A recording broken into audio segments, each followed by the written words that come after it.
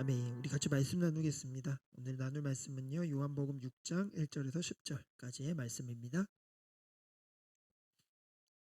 요한복음 6장 1절부터 10절까지 말씀입니다.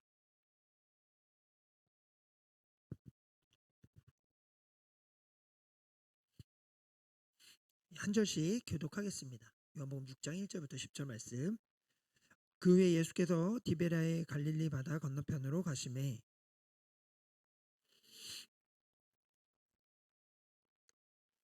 예수께서 산에 오르사 제자들과 함께 거기 앉으시니 예수께서 눈을 들어 큰 무리가 자기에게로 오는 것을 보시고 빌립에게 이르시되 우리가 어디서 떡을 사서 이 사람들을 먹이겠느냐 하시니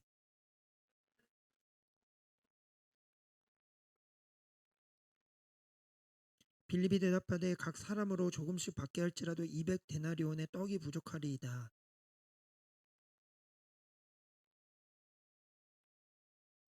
여기 한 아이가 있어 보리떡 5개와 물고기 2마리를 가지고 있나이다. 그러나 그것이 많은 사람에게 얼마나 되겠사옵나이까. 예수께서 이르시되 이 사람들로 앉게 하라 하시니 그곳에 잔디가 많은지라 사람들이 앉으니 수가 5,000명쯤 되었더라. 아멘.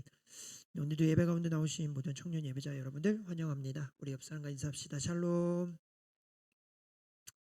샬롬. 네. 벌써 한 해 절반이 지났어요, 여러분. 벌써 이제 7월 첫 주 예배인데요. 네, 남은 하반기도 또 주님의 은혜 가운데 잘 살아내고 또 은혜를 풍성히 누리면 좋겠습니다. 7월은 제자라는 주제로 우리가 같이 예배 하려고 합니다. 그래서 네, 제자라는 주제를 가지고 말씀도 나누고 또 우리 찬양도 함께 고백하려고 하는데요. 그 설교를 이번 주 준비하면서요, 우리가 한때 그 베스트셀러에도 올랐던 기독교 서적 중에 카일 아이들먼이라는 목사님이 쓰신 그 팬인가 제자인가라는 책이 있었어요. 읽어 보신 분 계세요? 그쵸, 많이들 아마 읽어보셨을 거예요. 그때 한창 유명했었거든요. 그래서 제가 이번에 이제 제자라는 주제를 가지고 말씀도 나누고 해야 돼서 여러 책들을 찾아보다 이 책들을 다시 읽어보게 되었는데 참 좋은 내용들이 많이 있습니다. 그래서 오늘 제목도 그 책의 제목인 팬인가 제자인가라는 제목으로 정하게 됐고요.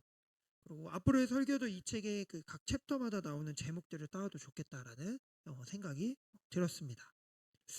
여러분 인생에 있어서 우리에게요 중요한 질문을 하나 던지게 된다면요 이런 질문을 우리에게 던져볼 수 있을 것 같아요. 당신은 예수님의 제자입니까? 이런 질문을 우리의 인생에서 중요한 질문으로 던져볼 수 있을 것 같습니다. 당신은 정말로 예수님의 제자입니까? 라고 이렇게 질문한다면 이것은 우리의 삶에서 본질적인 우리의 정체성을 묻는 질문이기에 너무나 중요한 질문입니다. 여러분 이 질문에 우리는요 지체 없이 네 맞습니다 저는 예수님의 제자예요 라고 말할 거예요. 그죠? 여기서 저는 아닌데요 라고 하실 분은 한 분도 없겠죠. 그죠? 우리는 믿음을 가지고 있고 예수님을 믿고 있고 알고 있고 교회에 출석하고 있고 신앙생활하고 또 여러 모습으로 봉사하고 있기 때문에 당연히 나는 예수님의 제자다 이렇게 생각할 것입니다. 그렇죠? 여러분 여기서 예수님의 제자 아니신 분들 있으세요? 그분은 신천지겠죠? 당장 나가세요. 없을 거예요. 다 우린 주님의 제자입니다. 그죠? 그렇다면 여러분 달리 질문을 해본다면 이렇게 한번 질문해 볼게요. 그러면 예수님의 진정한 제자는 누구입니까? 라고 이렇게 질문한다면 여러분 뭐라고 대답할 수 있을 것 같으세요? 예수님의 진정한 제자는 누구를 말하는 것입니까? 이렇게 질문한다면 여러분 진정한 제자의 기준을 알아야 내가 정말 예수님의 진정한 제자인지 아닌지를 확인할 수 있겠지요. 만약 이 제자라는 것에 대한 분명한 정립이 우리 가운데 있지 않다면 내가 제자인지 아닌지에 대해서도 그 기준이 명확하지 않다라는 것을 말할 수 있겠죠. 그러니까 실은 아는 것 같지만 제자에 대한 구체적인 정립이나 혹은 실제적인 고민이나 답이 없다라고 이야기할 수도 있을 것 같아요. 막연하게 제자구나라고 생각하지만 실제로 어떤 게 제자이고 나는 제자로서 어떤 모습을 갖춰야 하고 이런 것들에 대해서 정확하게 알지 못하는 것이죠. 그래서 7월 한 달 우리는 제자라는 주제로 하나님이 원하시는 제자의 삶은 무엇인지 또 나는 그런 제자로 살아가기 위해서 어떤 결단들이 필요한지 이런 것들을 말씀과 예배를 통하여 서로 함께 나누고 또 그것으로 기도했으면 좋겠습니다. 여러분 예수님은요 당시에 인기가 굉장히 많으셨어요. 십자가를 지시기 위해서 예루살렘 성전에 입성하기 전까지 예수님은 그야말로 최고의 슈퍼스타라고 말할 수 있었을 것입니다. 예수님은 굉장히 인기가 많으셨어요. 놀라운 이적도 행하셨고 말씀을 전하시는데 굉장히 비범하고 특별하고 한 번도 들어보지 못한 신선한 이야기였어요. 그리고 가난하고 소외된 자들을 업신여기지 않고 그들의 친구가 되어 주셨고 마음에 상처 입은 자들의 마음을 어루만져 주셨고 많은 이적들을 행하셨고 그래서 예수님은요 늘 주위에 사람들이 많았고 예수님이 가는 곳곳마다 사람들이 환호했습니다. 예수님 일로 오세요. 우리 집으로 오세요. 예수님이 가는 곳에 따라가겠습니다. 그러니까 예수님을 향한 열렬한 팬들이 굉장히 많았다라는 것이죠. 오늘 오병이어의 사건은 우리가 너무 잘 아는 사건인데요. 이 사건은 그 예수님의 스타성에 되게 하이라이트 사건이라고 할 수 있습니다. 예수님을 보기 위해서요. 마치 예수님의 어떤 토크 콘서트가 열리는 데를 찾아가는 것처럼 많은 사람들이 몰려들었어요. 오늘 성경에 어른만 5천 명이었다. 여기서 어른은 남자 어른만 말해요. 그러니까 여자들과 어린 아이들까지 다 합친다면 한 2만 명은 됐을 것이다 이렇게 추측합니다. 사실은요 예수님이 이런 기적을 베푸시기 이전의 배경은 예수님은 좀 쉬고 싶으셨어요. 참 신이지만 참 인간이신 예수님은 사역이 너무 바쁘셨어요. 그래서 제자들을 데리고 좀 쉬기 위해서 한적한 곳으로 가셨는데 그곳에도 열혈 팬들이 거기까지 쫓아온 것이죠. 어, 예수님의 모든 그 스케줄을 알고 있던 사람들, 그 팬들 중에 그런 팬들이 있잖아요, 그죠? 우리 오빠, 우리 언니의 스케줄을 쫙 깨고 있고 막 집 앞에 기다리고 막 이런 사람들처럼 예수님이 가는 곳곳마다 그런 사람들이 있었던 것이죠. 그래서 예수님이 쉴 수가 없었어요. 더 예수님의 이야기를 듣고 싶어서일 수도 있고 뭔가 놀라운 기적을 나도 한번 경험해보고 싶다라든지 나의 어떤 필요를 채우고 싶다라든지 어쨌든 여러 가지의 목적으로 예수님이 있는 곳까지 찾아온 것이죠. 그렇게 시작된 팬미팅 현장은 굉장히 뜨거웠습니다.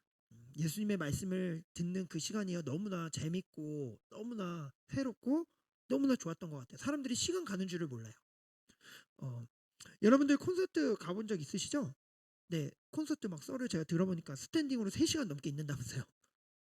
어제 의정부에서 흠뻑쇼가 있었죠? 갔다 오신 분 계세요 혹시? 아 없군요. 네. 아 네 그렇군요. 네. 아무튼 들어보니까 거기서 스탠딩으로 막 몇 시간 3-4시간 한다고 하더라고요. 근데 시간 가는지 모른대요. 너무 재밌고 벌써 시간이 이렇게 갔다고? 막 이런대요. 경험해 보신 분들은 아시잖아요. 그죠? 예수님의 이 시간도 그랬던 것 같아요. 사람들이요. 그 예수님의 말씀을 듣고 같이 하는 시간이 너무 좋아서 시간이 가는지도 모르고 함께 예수님과 같이 있었습니다. 그렇게 한참 시간이 흐르고 나서야 사람들이 이제 허기가 지기 시작한 거죠. 시간이 많이 지났던 것 같아요. 배가 고팠습니다. 식사 시간이 지나간 거예요. 그래서 예수님은 그들에게 이제 먹을 것을 주시기로 하시죠. 그래서 우리가 잘 알듯이 한 아이가 갖고 왔던 보리떡 5개와 물고기 2마리를 가지고 축사하신 후에 그것을 떼어서 나눠줬더니 남자들 5천 명 거기에 모인 모든 2만 명의 사람들이 먹었겠죠. 그리고 나서도 12바구니가 남았다. 이것이 오병이어의 사건이고 이것은 기적이었습니다. 그렇죠? 이거는 상식적으로 일어날 수 없는 놀라운 기적이죠. 이 일을 그곳에 있던 많은 사람들이 경험합니다. 이 오병이어의 사건은요 예수님의 사역에서 너무나 중요한 사건이었어요. 그래서 예수님의 행적을 기록하고 있는 마태, 마가, 누가, 요한 이 네 복음서에서 모두 이 사건을 다 기록하고 있습니다. 그러니까 그만큼 어떤 한 명도 이 이야기는 빼뜨려서는 안 돼라고 생각했을 만큼 중요한 사건이었던 것이죠. 여러분 오병이어의 사건이 큰 의미가 있는 것은요 단순히 그곳에 있던 배고픈 사람들을 먹이시고 채우시는 놀라운 기적을 일으켰다.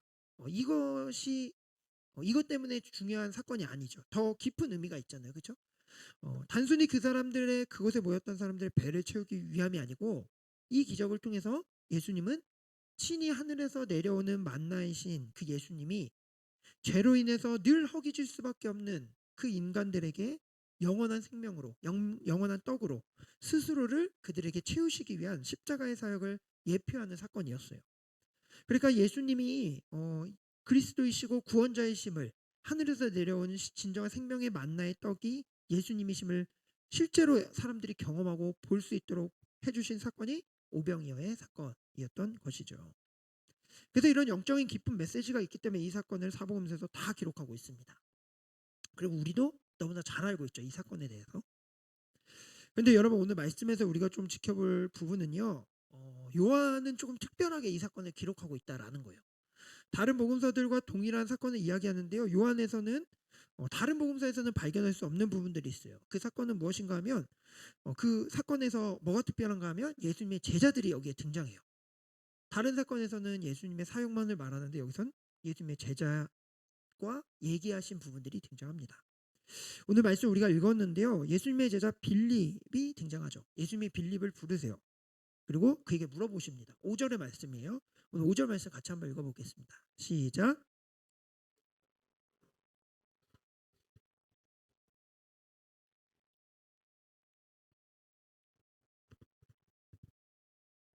예수님이요. 이 오병이어 기적을 일으키기 전에 먼저 제자인 빌립을 부르셔서 질문하시는데 질문이 이상합니다. 예수님 뭐 늘 이상한 질문들을 많이 하시잖아요. 그죠? 또 이상한 질문을 하세요. 지금 여기 2만 명이 사람 정도가 모여 있는데 이들을 먹을 떡을 어디서 살 수 있겠냐? 빌립에게 물어봐요. 오늘 떡 받으셨어요, 여러분?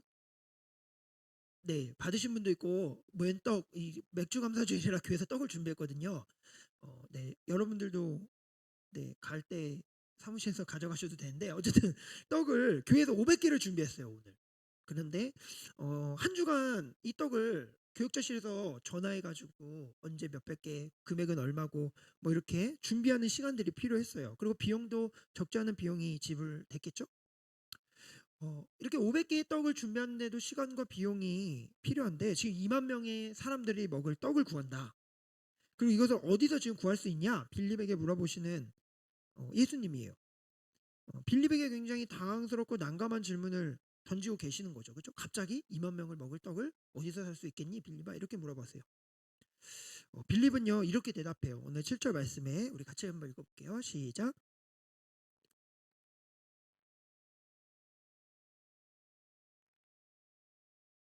네, 아멘. 빌립이요 예수님의 질문을 듣고 아마 차분하게 생각해 봤던 것 같아요. 그리고 정확하게 계산을 해본 거죠. 합리적으로 생각해 본 거예요. 이 사람들에게 떡을 어떻게 사줄 수 있는 그런 곳, 그럼 어떻게 떡을 먹일 수 있을까? 어, 이 당시에 한 성인 한 명이 하루에 열심히 일해서 벌 수 있는 일당이 한 데나리온이었거든요. 그러니까 200 데나리온이라고 한다면 한 사람이 8개월 정도 벌어야지 벌 수 있는 돈이죠. 이 정도의 돈이 있어야 2만 명의 사람들을 적어도 먹일 수 있겠구나 이렇게 계산을 지금 한 것입니다. 빌립의 말은 틀린 말은 아니에요, 그죠? 그리고 실제로 이 정도의 비용이 들어갈 것이라는 것을 빌립이 계산했어요. 어떤 사람들은 빌립의 대답이 굉장히 부정적이거나 아니면 세속적인 대답이다 뭐 이렇게 얘기도 해요. 그 질문에 얼마가 필요한지 돈을 얘기하고 계산하는 것은 잘못된 반응이다 이렇게 얘기하는데 저는 오히려 그렇게 말하는 건 굉장히 무리라고 생각됩니다. 왜냐하면 오히려 더 굉장히 합리적이고 정확한 판단 속의 현실 가운데서 지금 대답을 한 거예요. 빌립은 똑똑한 사람이었고 현실 감각이 있던 사람이었던 것 같아요. 지금 떡을 우선 2만 명의 사람들을 먹일 떡을 살 곳도 중요하지만 살려면 돈이 있어야 되잖아요. 그죠? 그러려면 얼마가 필요한지를 먼저 계산하는 게 맞죠. 그래서 실제로는 떡을 어디서 살 수 있느냐의 문제가 아니라 살 수 있는 돈이 있냐 없냐가 더 근본적인 문제죠. 그리고 무엇보다 여러분 이 빌립이라는 사람은요 지금 오병이어의 이 기적이 일어나려고 하는 이 자리 베세다 지역의 출신이었어요. 그러니까 이 빌립은 떡집이 어디 있고 떡을 어디서 살 수 있고 이런 것들에 대해서 분명히 잘 알고 있는 사람이었다라는 것이죠. 그러니까 빌립은 합리적이고 객관적으로 계산들을 했고 그래서 정확한 계산 속에서 지금 예수님께 말하는 겁니다. 결론은 뭡니까? 이들을 먹일 만한 돈이 필요한데 돈이 없겠죠. 그렇죠? 200데나리온이 지금 당장 어디 있습니까? 그래서 불가능합니다. 이렇게 지금 이야기하고 있는 것입니다. 여러분 우리는 잘 알고 있어요. 예수님은 그 이후에 어떻게 하십니까? 그들을 배부르게 하시죠. 그죠? 떡을 떼고 물고기를 떼서 배부르게 해주십니다. 그런데 왜 이 오병이의 사건을 행하실 건데 왜 굳이 그 전에 빌립에게 이렇게 당황스럽고 난처한 질문을 하셨을까라는 거예요. 왜 예수님은 빌립에게 굳이 이런 질문을 하셨을까? 왜 빌립이 당황스럽고 힘들게 왜 이런 대답을 했을까? 질문을 하셨을까? 이것이 우리에게 이제 생각해 볼 질문이죠. 예수님은 그냥 얘기하시지 않잖아요. 그죠? 뭔가가 의도가 있으셨겠죠. 이렇게 질문한 이유에 대해서. 오늘 성경은요 6절에서 이렇게 이야기합니다. 6절 말씀 우리 같이 한번 읽어볼게요. 시작.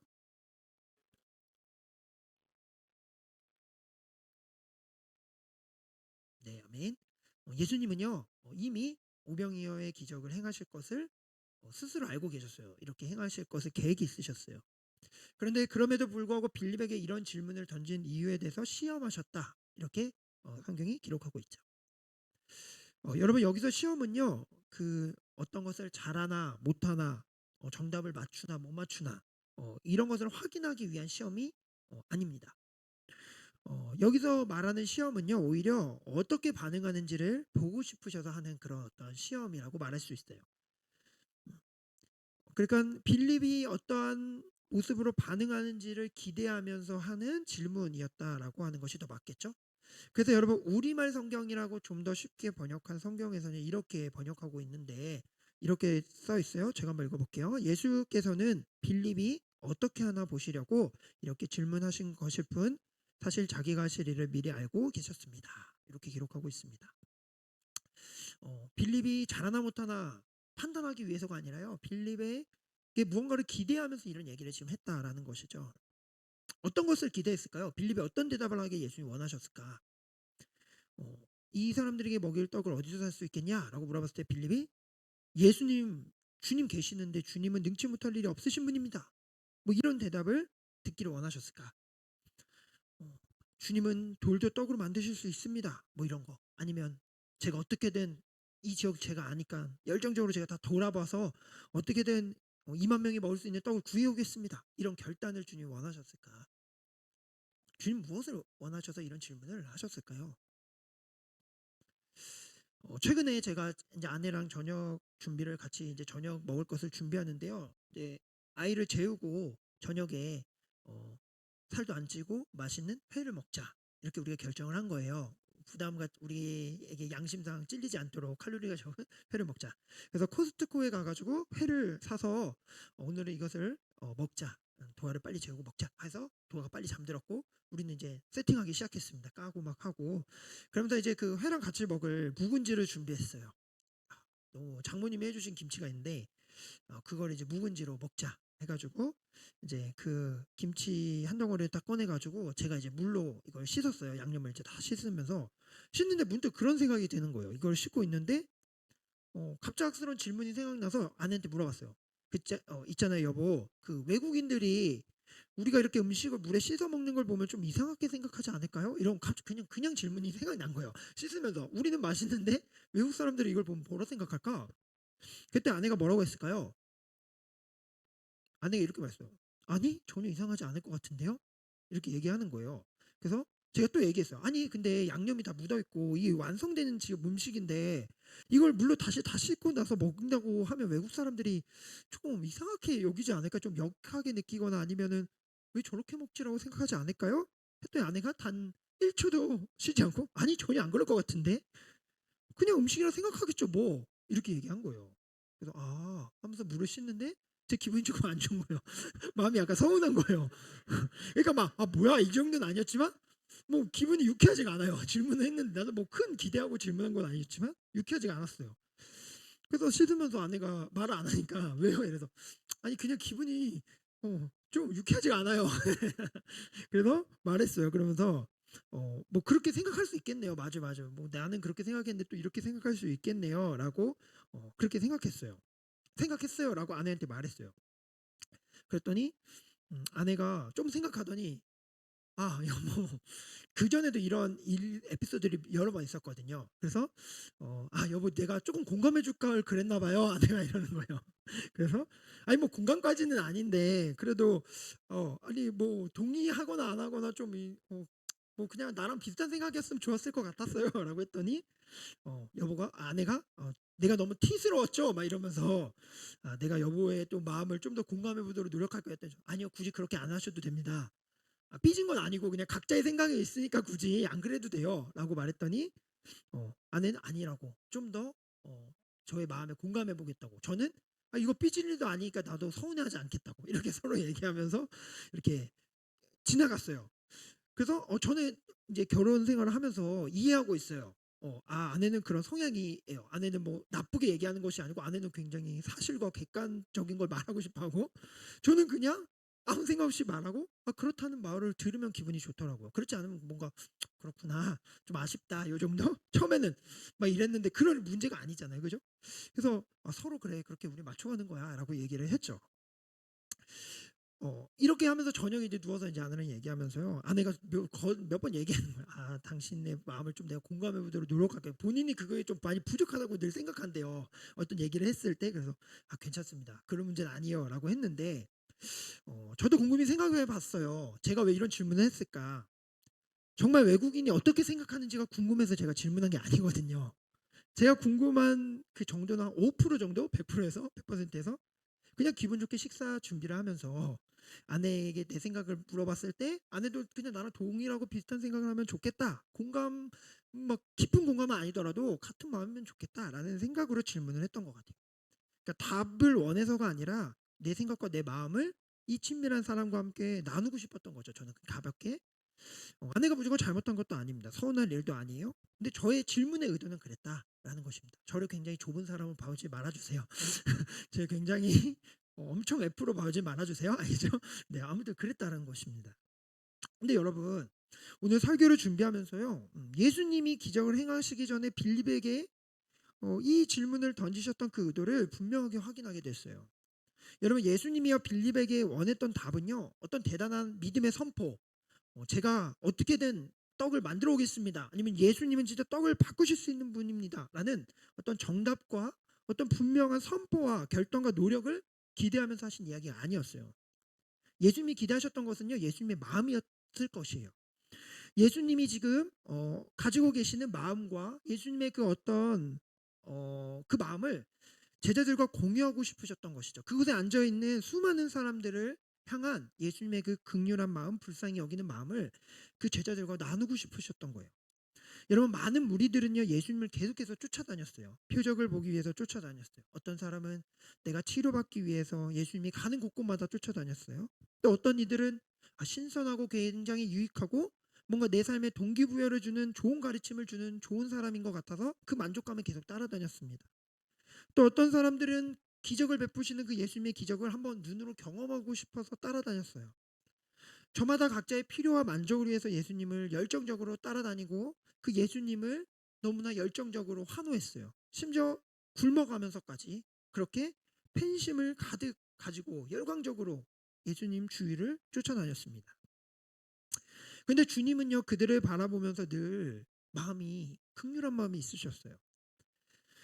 인기에 도취돼 계신 것이 아니셨어요. 목자 없는 양 같은 그들을 주님은 불쌍히 여기셨어요. 그 많은 사람들이 모여 있고 그 많은 사람들이 있지만 그들이 목자가 없는 양처럼 그렇게 불쌍히 여기셨던 거예요.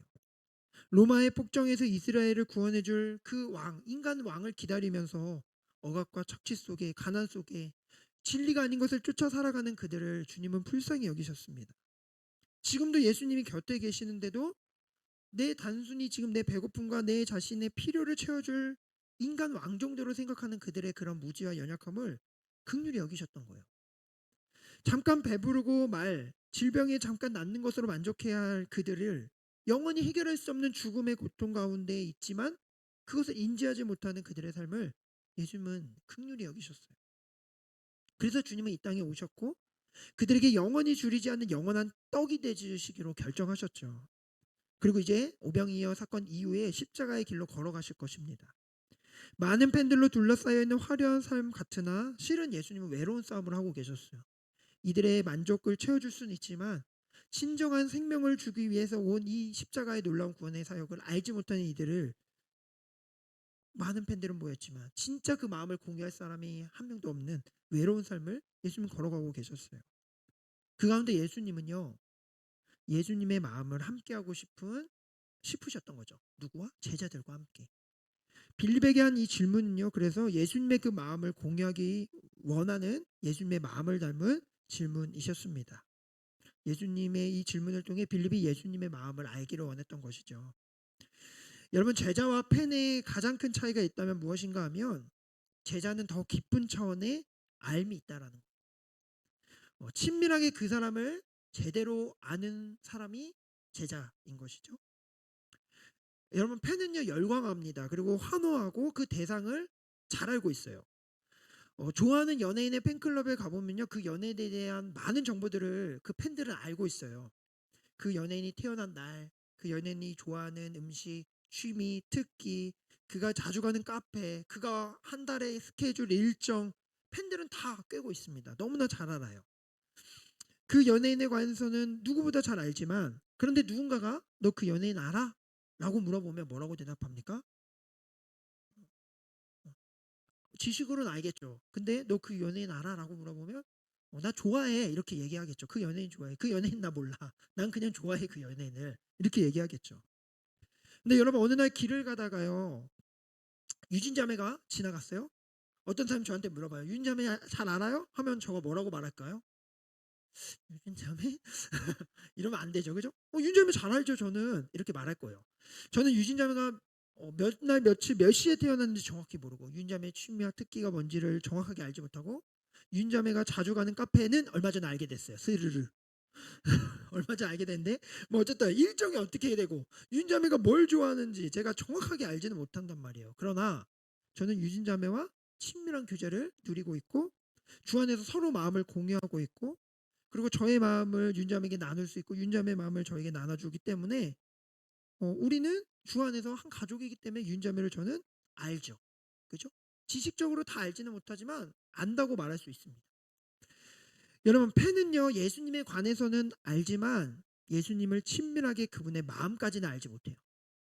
친밀한 관계가 없는 것이 팬입니다. 팬은 일방적이에요. 친밀한 그 사람과의 관계가 없어요.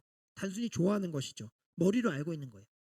여러분, 성경에서 안다라는 이 단어, 아다라고 하는데, 이 단어는요 관계 속에서 아주 친밀한 관계를 안다라고 말해요. 마치 남자와 여자, 부부가 서로 친밀하게 아는 그런 것. 그러니까 머리로 하는 것이 아니라 실제로 서로의 마음을 공유하고 정말로 가까이서 친밀하게 서로를 알아가는 그런 암을 성경은 안다라고 표현합니다. 그러니까 여러분, 제자는요 예수님의 마음을 아는 자들을 제자라고 말하는 것이죠. 주님의 마음을 공유하는 사람을 제자라고 말하는 것입니다. 여러분, 예수님은 2만 명의 많은 사람들 가운데 제자를 부르셨어요. 제자 빌립을 부르셨습니다. 그리고 그에게 예수님의 마음을 공유하기를 원하셨어요. 그에게 특별히 질문하신 거죠. 하나님의 마음을 아는 제자가 되기를 원하셨어요. 그 제자들과 마음을 공유하기를 원하셨던 것입니다. 사랑하는 청년 예배자 여러분들, 처음에 질문을 드려볼게요. 여러분들은 정말 예수님의 제자입니까? 아니면 여러분들은 예수님의 팬이십니까? 예수님이 어떤 분이신지를 여러분들 알고 계시죠? 또 날 위해 어떤 일들을 행하셨는지, 십자가의 사건을 나에게 베풀어 주셨고, 예수님이 늘 내 곁에 머물고 계심을 알고, 그래서 우리가 예배하고 있을 것입니다. 근데 여러분, 이렇게 아는 것으로 제자라 말할 수 없습니다. 우리의 마음에 예수님의 마음이 있어야 돼요. 여러분, 예수님의 마음이 어떠신지 아세요? 오늘 나에게 부어주시는 예수님의 마음을 여러분들 공감하고 살아가고 계십니까? 예수님이 내 삶에 어떤 뜻과 어떤 구체적인 마음을 갖고 계신지 여러분들 묻고 질문하고 그것들을 알아가고 계세요? 하나님이 내게 부어주시는 그 마음에 여러분들 공감하고 계십니까? 여러분, 예수님에 관해서는 알지만 예수님과 친밀한 소통이 없다면, 주님의 마음이 내 안에 부어지지 않고 있다면, 여러분, 어쩌면 우리는 제자가 아니라 예수님을 환호하고 예수님을 좋아한다고 말하는 팬일 수 있습니다. 어디까지나 좋아하고 익숙하고 필요를 따라서 내 원함을 따라 예수님을 따라다니는 팬일 수 있다라는 거예요. 정말 예수님과의 마음의 소통이 없으면요. 여러분, 예수님은요 제자에게 관심이 있으십니다. 그 수많은 사람들을 다 긍휼히 여기셨지만요, 예수님은 12명의 제자들을 훈련시키시고 그들에게 마음을 쏟아 부어주셨어요. 그들에게 마음을 공유해 주셨어요. 그들을 통해 더 많은 일들이 이루어가기를 원하셨습니다. 그리고 그런 제자들은 예수님의 마음에 관심이 있었어요. 하나님의 뜻이 무엇인지, 하나님이 내 삶에 어떤 것을 원하시는지, 하나님이 나의 삶을 오늘 이렇게 펼쳐가는 이유는 무엇인지, 하나님의 마음을 알고 싶고 소통하고 싶어하는 것에 관심이 있던 사람들이 바로 제자입니다. 여러분, 하나님은 오늘 우리의 삶도 동일해요. 주님은 오늘 우리에게 주님의 마음을 공유하고 싶어 하십니다. 우리의 삶에 하나님의 뜻을 이루어가고 살아내기를 원하세요. 우리는 어떠세요? 예수님의 마음에 관심이 있으세요? 오늘 내가 살아가는 이유 가운데 하나님의 뜻이 내 삶에 이루어지는 것에 여러분들의 목적이 있으세요? 정말 하나님의 마음을 달라고 여러분들 기도하고 계십니까? 내 소원과 내 필요와 내 목적을 위해서 기도하고 계세요? 아니면 주님의 마음을 구하고 계세요? 여러분, 오늘로 제자의 삶으로 다시 결단하고 나아가시기를 바랍니다. 펜과 같이 주님 곁에 머물러 있다고 다가 아니에요. 빌립과 같이 주님께 묻고 답하고 주님의 마음을 우리에게 부어달라고 간구해야 됩니다. 그리고 주님의 뜻을 알아가야 돼요. 내 삶에 오늘 이 순간에 나의 삶을 통해 이루어 가시는 하나님의 그 놀라운 계획을 날마다 묻고 신뢰하며 제자의 삶을 살아가는 저와 여러분들 되기를 간절히 소망합니다. 오늘 말씀을 기억하면서 여러분, 주님 마음 내게 주소서 이 찬양을 우리가 같이 고백하면서 제자의 삶으로 하나님의 마음과 공감하는 인생 되고 싶습니다. 이런 마음으로 같이 고백하며 나아가겠습니다.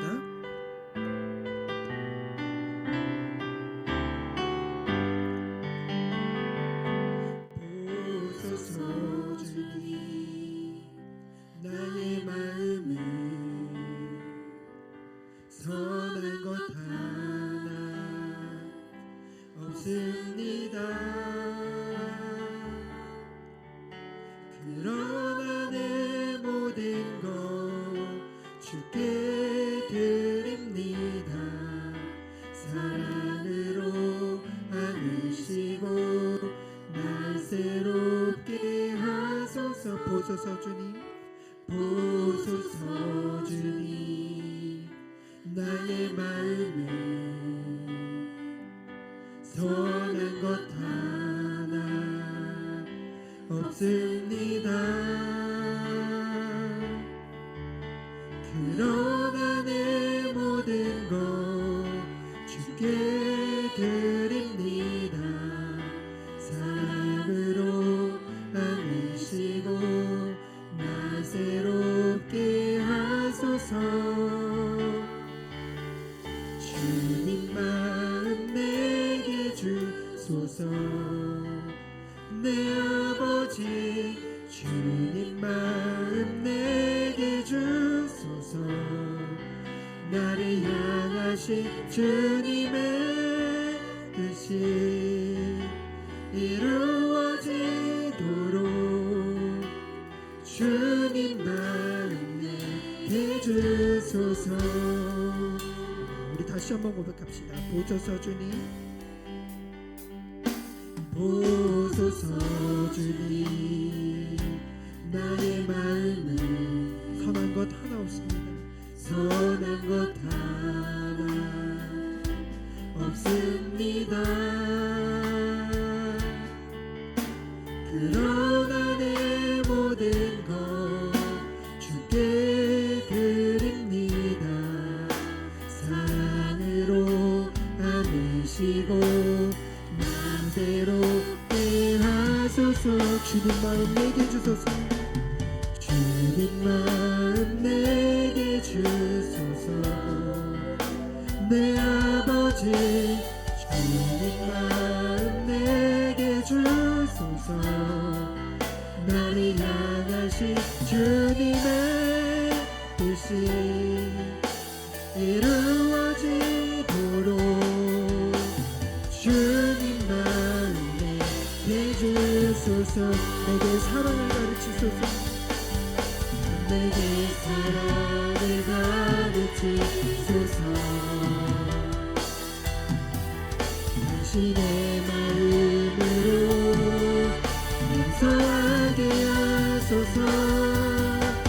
주의 성령 내게 채우사 주에게 가게 하소서. 주님 당신 마음 주소서. 주의 성령 내게 채우사 주의 성령 내게 채우사 주에게 가게 하소서. 주님 당신 마음 주소서. 주님 마음 주소서. 내 아버지 주님 마음 내게 주소서.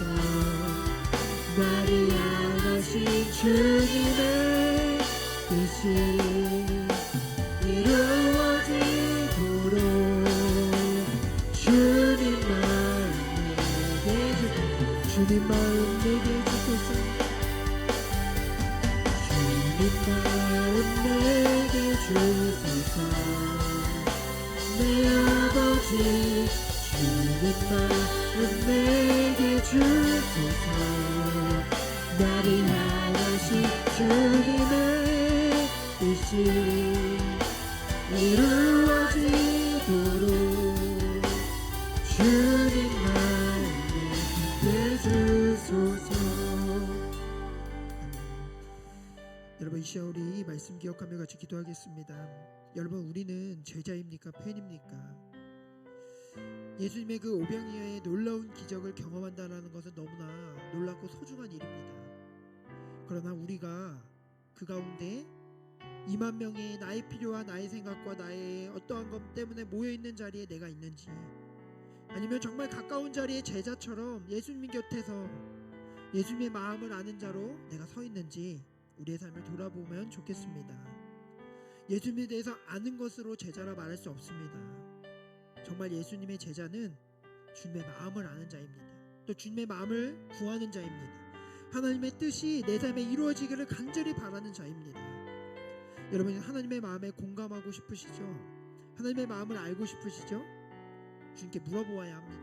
주님께 물어야 돼요. 하나님과의 소통이 있어야 됩니다. 분주한 우리의 일상 가운데 하나님과의 교제와 소통이 없다면 여러분, 제자의 삶을 살아낼 수 없습니다. 그저 열렬히 환호하면서 그냥 쫓아다니는 팬과 다를 것이 없습니다. 여러분, 오늘 주님은 우리를 제자로 부르셨습니다. 십자가의 길을 함께 걸어갈, 하나님의 나라를 함께 꿈꿀 제자로 우리를 부르셨습니다. 여러분, 이 시간 우리 같이 기도합시다. 하나님, 나는 예수님께 관심 있는 자인지 나에게 관심 있는 자인지 다시 한번 돌아봅니다. 하나님, 주님의 마음을 내게 부어주옵소서. 성령 하나님, 나를 통해 이루실 하나님의 뜻을 기대하게 하여 주옵소서.